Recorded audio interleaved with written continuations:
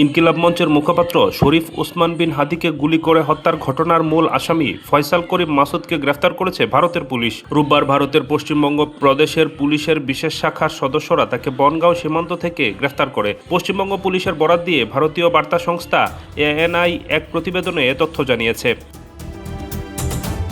প্রতিবেদনে বলা হয়, অবৈধভাবে অনুপ্রবেশ ও অবস্থানের অভিযোগে রাহুল ওরফে ফয়সাল করিম মাসুদ এবং সহযোগী আলমগীর হোসেন নামের দুইজন বাংলাদেশি নাগরিককে ভারতের বনগাঁও সীমান্ত থেকে গ্রেফতার করা হয়েছে। পশ্চিমবঙ্গ পুলিশের স্পেশাল টাস্ক ফোর্সের সদস্যরা রোববার তাকে গ্রেফতার করে। গ্রেফতারকৃতরা বাংলাদেশের রাজনৈতিক কর্মী শরীফ ওসমান হাদি হত্যাকাণ্ডের সঙ্গে জড়িত বলে জানা গেছে।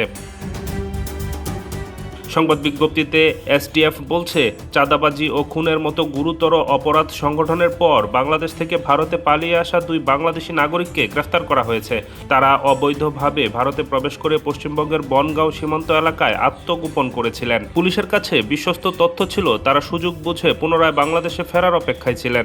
তথ্যের ভিত্তিতে অভিযান চালিয়ে গত 7 ও 8 মার্চের মধ্যবর্তী রাতে বনগাঁও এলাকা থেকে ওই দুই বাংলাদেশিকে গ্রেফতার করা হয়।